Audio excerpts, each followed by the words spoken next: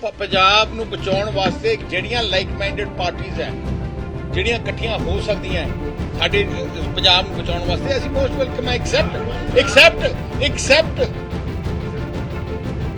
ਐ ਦੇਖ ਰਿਹਾ ਜਿਵੇਂ ਕੋਈ ਸੀ ਕਾਂਗਰਸ ਨਾਲ ਤਾਂ ਜਾ ਨਹੀਂ ਸਕਦੇ झाड़ू वाले तो जा नहीं सकते। कल लोकसभा चुनावों की तारीखों का ऐलान हो सकता है। ऐसे में सियासी पार्टियां अपनी जीत तय करने के लिए साम दाम दंड भेद हर तरीका अपना रही हैं।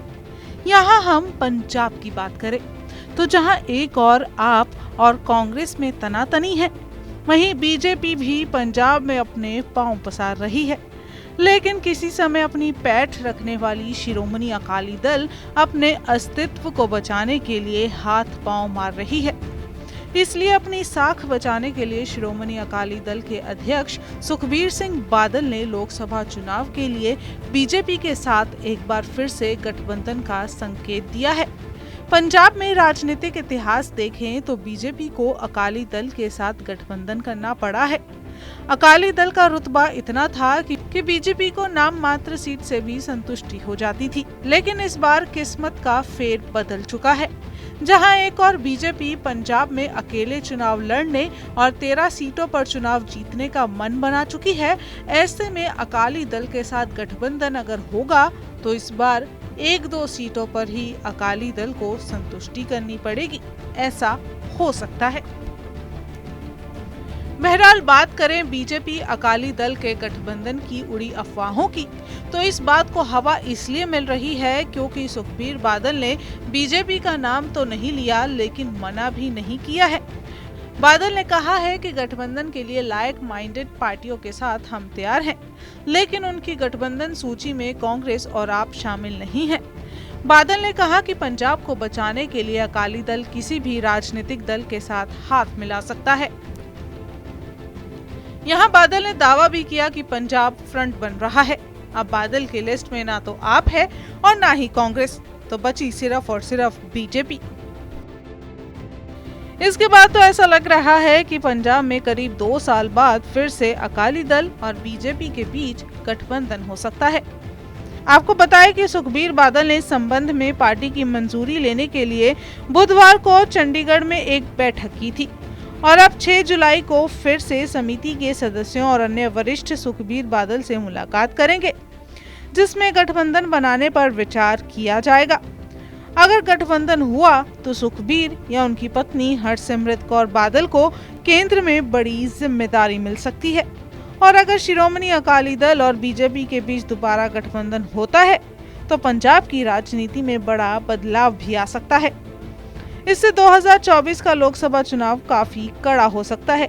सुनील जाखड़ को अब पंजाब बीजेपी के प्रभारी बनने के बाद पार्टी अपनी रणनीति भी बदल रही है।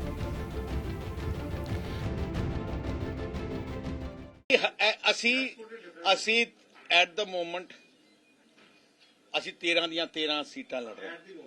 ਐਟ ਦੀ ਮੋਮੈਂਟ ਮਤਲਬ ਹੈ ਸਾਡੀ ਅਲਾਈਅੰਸ ਬੀਐਸਪੀ ਨਾਲ ਸੀ, ਅਸੀਂ ਤਾਂ ਤੋੜੀ ਨਹੀਂ। No I am not ruling साडी प्रेजेंट मैं वही कह रहा नहीं साडी अलायंस सीपीआई पंजाब फ्रंट भी बन रहे ਜਿਹੜਾ ਮੈਂ ਤੁਹਾਨੂੰ ਅੱਜ ਕੱਲ ਕਰ ਰਿਹਾ ਉਹ ਵੀ ਲੋਕੀ ਸਾਨੂੰ ਅਪਰੋਚ ਕਰ ਰਿਹਾ। ਅਸੀਂ ਤਾਂ ਜਿਹੜੇ ਪੰਜਾਬ ਨੂੰ ਬਚਾਉਣ ਵਾਸਤੇ ਜਿਹੜੀਆਂ ਲਾਈਕ ਮਾਈਂਡਡ ਪਾਰਟੀਆਂ ਹੈ ਜਿਹੜੀਆਂ ਇਕੱਠੀਆਂ ਹੋ ਸਕਦੀਆਂ ਸਾਡੇ ਪੰਜਾਬ ਨੂੰ ਬਚਾਉਣ ਵਾਸਤੇ ਅਸੀਂ ਮੋਸਟ ਵੈਲਕਮ ਐਕਸੈਪਟ ਐ ਦੇਖ ਰਿਹਾ ਜਿਵੇਂ ਕੋਈ ਸੀ ਕਾਂਗਰਸ ਨਾਲ ਤਾਂ ਜਾ ਨਹੀਂ ਸਕਦੇ, ਝਾੜੂ ਵਾਲਿਆਂ ਨਾਲ ਤਾਂ ਜਾ ਨਹੀਂ ਸਕਦੇ, ਬਾਕੀ ਅਸੀਂ ਬੀਐਸਪੀ ਸੀਪੀਆਈ ਸੀਪੀਐਮ ਸਾਰਿਆਂ ਨਾਲ ਅਸੀਂ ਗੱਲ ਕਰ ਰਹੇ ਹਾਂ। ਨਹੀਂ ਅਜੇ ਹੋਇਆ ਨਹੀਂ ਨਾ ਹਲੇ ਮੈਂ ਸੀਪੀਆਈ ਸੀਪੀਐਮ ਕੋ ਅਸੀਂ ਦੇਖਣਾ ਪੈਣਾ ਕਿ ਉਹ ਕਿਹਨਾਂ ਨਾਲ ਕਰ ਸਕਦੇ ਸਾਡੇ ਵਾਸਤੇ ਤਾਂ ਸਾਰੇ I think no point of there's no point of putting ਹਾਂਜੀ